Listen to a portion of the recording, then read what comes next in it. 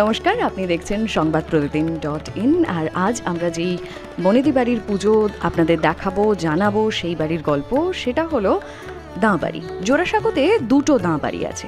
এ বাড়ির ঠিকানা 22 A Vivekananda road.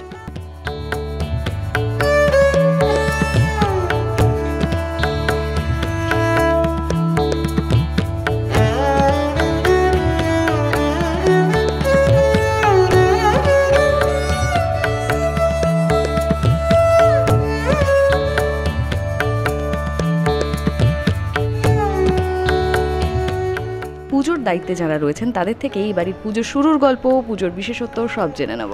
নমস্কার। নমস্কার। আমাদের প্রথমে শুরু হয় নরসিংহচন্দ্র দাঁ, তারপরে নরসিংহচন্দ্র দাঁর পর নন্দলাল দাঁ এই পুজোর শুরু করে 1859 সালে।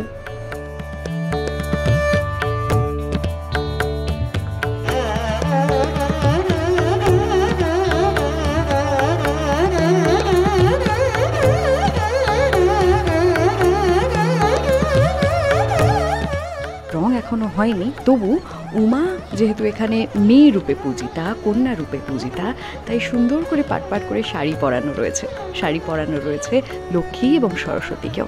আর কার্তিক গণেশ আপাতত ধুতি পরে রয়েছেন।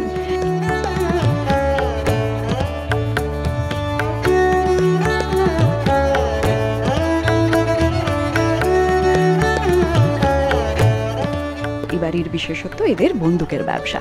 তার পাশাপাশি কতটা নিয়ম নিষ্ঠা আর আন্তরিকতার সাথে পুজো হয় সেটাও তো জানতে হবে।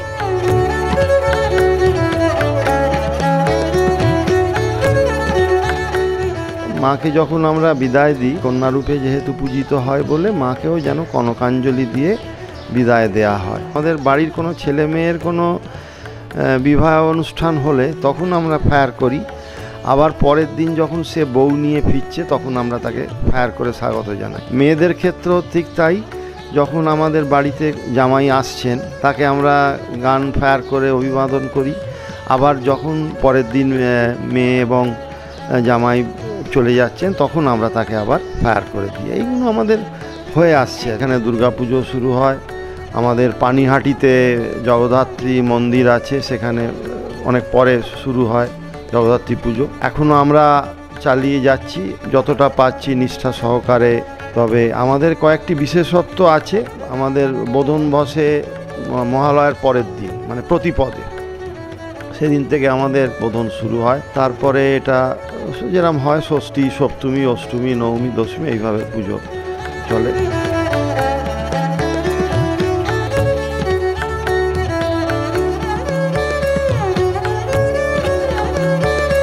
সমস্ত নিয়ম নীতি মেনে সাড়ম্বরে দুর্গাপুজো হয়, সন্ধি পুজোও হয়, কিন্তু এই বাড়ির সদস্যরা সেই পুজোর প্রসাদ গ্রহণ করেন না। কেন জেনে নেব। সন্ধি পুজোতে আমরা মা চামুণ্ডা রূপে মাকে পুজো করি। বৈষ্ণব মতে আমাদের পুজোটা হয়। মাকে যেটা নৈবেদ্য দিই, চালের বা ফল বা মিষ্টি বা, সেটা আমরা বাড়ির কোনো সদস্যরা কেউ ওটা প্রসাদ গ্রহণ করেন না। ওটা আমাদের আগে হতো গুরুদেবের আশ্রমে দেয়া হতো।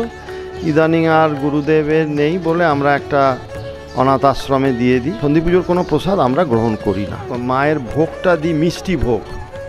আমাদের কোনো অন্ন ভোগ বা অন্যান্য কিছু হয় না। লুচি, মিষ্টি এইগুলো দেয়া হয় মাকে। সন্ধি পুজোতে তোপধ্বনি করি আর কি। তা সেটা ওই সন্ধিক্ষণের পুজোতে শুরু হয়। আমরা যখন পুজো আরম্ভ হয় তখন তোপধ্বনি হয় এবং বন্দুক ফায়ার হয় ছাদ থেকে। তারপরে আবার তোপধ্বনি হয়ে দিয়ে আরতি শুরু হয়।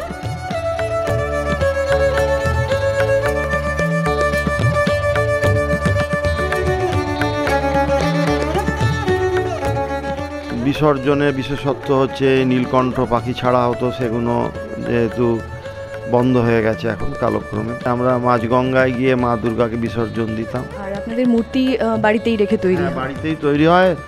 মূর্তি তৈরি হয় রথের দিন, রথযাত্রার দিন। কাঠামো গরান কাঠ আনা হয়। সেই পুজো গরান কাঠের কাঠটি পুজো হয়ে সেটাই মার মেন কাঠামো হয়। সেই পুজো শুরু হলো। চতুর্থীর দিন সাজটা পরানো হয় মাকে। এই যে ঢাকের সাজ যেটা পরানো হয় সেটা চতুর্থীর দিন। সাজ টাজ পরানো হয়ে যাওয়ার পর মাকে গয়না পরানো হবে। আমরা যখন ছোট ছিলাম তখন আমরা সব এসে ঠাকুর দালানে বসে থাকতাম। যখন মায়ের এই মুখ তৈরি হতো, হাত পা তৈরি হতো মাটির, সেগুলো আমরা সব দেখতাম। তো রং করা, সাজ পরানোটা একটু রাত্রিরেই হতো আগে আমাদের ছোটোবেলা।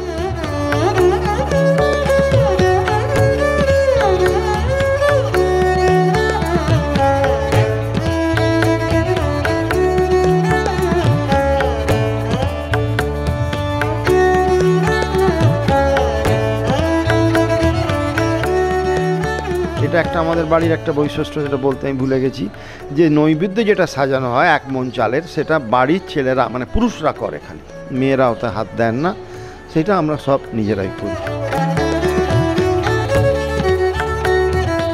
আমরা কলাবউ স্নান করতে যেতাম ভোরবেলা 5টা, সোয়া 5টার সময় গঙ্গার ঘাটে, জগন্নাথ ঘাটে গিয়ে ওখানে কলাবউ মাকে চান করিয়ে ঘটকে মানে ঘটের জন্য যে ঘট বইবে সে চান টান করে নতুন কাপড় পরে সে ওই ঘটের জল নিয়ে আসতো বাড়িতে।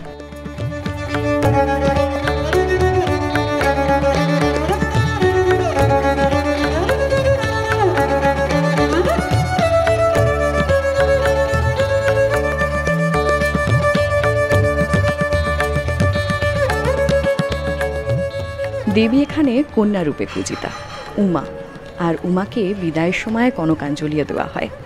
আর এই পুজো কতটা নিয়ম, নিষ্ঠা এবং আন্তরিকতার সঙ্গে পালিত হয় সেটা তো দেখলেনই। আরও বনেদি বাড়ির পুজোর গল্প জানতে হলে, শুনতে হলে, দেখতে হলে দেখতে থাকুন সংবাদপ্রতিদিন.in।